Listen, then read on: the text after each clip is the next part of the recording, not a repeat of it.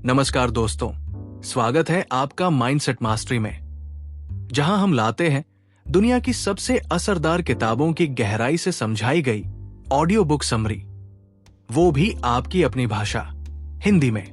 आज हम बात कर रहे हैं एक ऐसी किताब की जिसने लाखों लोगों की जिंदगी को एक नई दिशा दी है। किताब का नाम है द पावर ऑफ हैबिट। लेखक है चार्ल्स दुहिग। क्या आपने कभी यह सोचा है कि आप कितनी बार अपने जीवन को बदलने की कोशिश करते हैं, लेकिन कुछ ही समय में फिर पुरानी आदतों में लौट जाते हैं?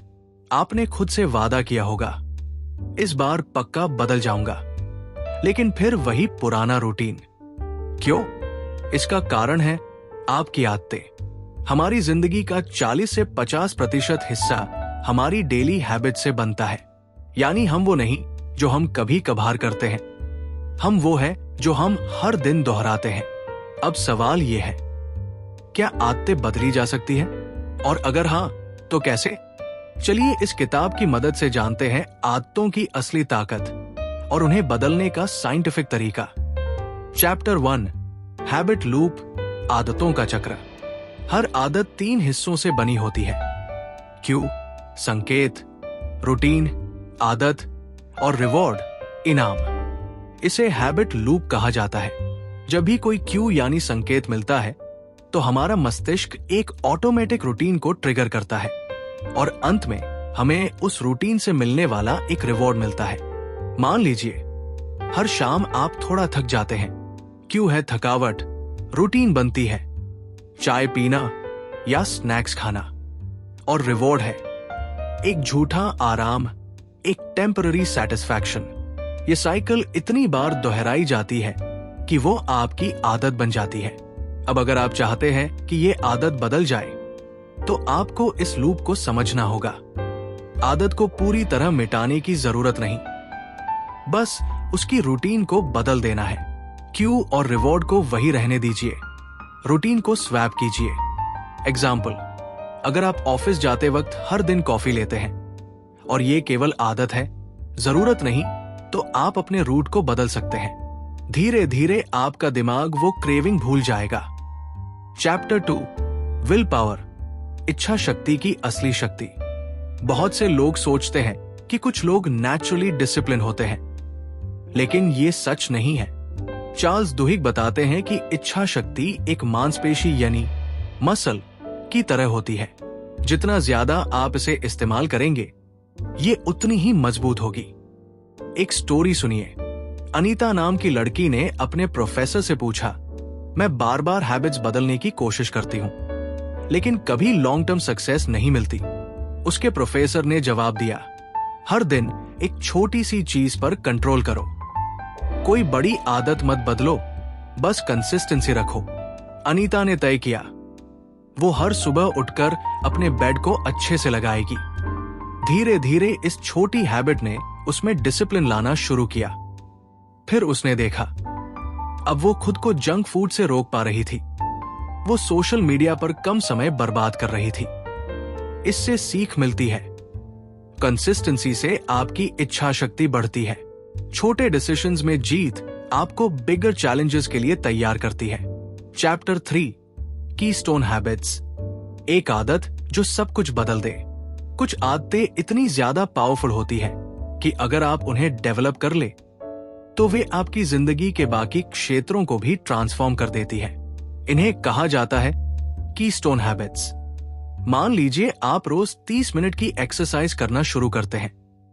धीरे धीरे आप हेल्दी खाना खाने लगेंगे, समय पर सोने लगेंगे, तनाव कम होगा, और यहां तक कि आपकी प्रोफेशनल प्रोडक्टिविटी भी इंप्रूव हो जाएगी।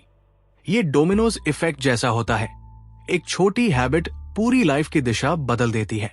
तो अब आप सोचिए, आपकी लाइफ में आपकी कीस्टोन हैबिट क्या हो सकती है?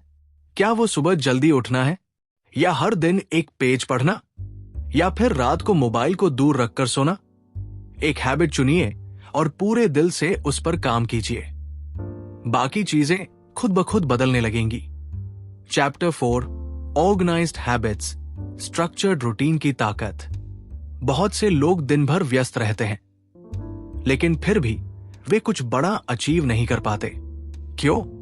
क्योंकि उनकी हैबिट्स अनऑर्गेनाइज्ड होती है। अगर आप भी सुबह उठते ही मोबाइल स्क्रॉल करते हैं, नाश्ता स्किप करते हैं और फिर पूरा दिन उलझे हुए महसूस करते हैं, तो आपकी आदतें आपकी एनर्जी को ड्रेन कर रही है।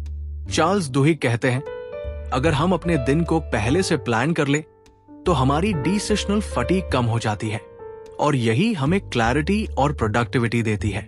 Start small. हर रात 3 इंपॉर्टेंट टास्क्स लिखिए। सुबह एक स्ट्रक्चर्ड रूटीन फॉलो कीजिए, जैसे 10 मिनट ध्यान, थोड़ा एक्सरसाइज और दिन की तैयारी। जब आदतें स्ट्रक्चर्ड होती हैं तो दिमाग खुद स्मूथ मोड में आ जाता है और यकीन मानिए आपकी लाइफ में केओस की जगह कामनेस आ जाएगी। Chapter 5, identity and belief. आदत से पहले पहचान बदलो।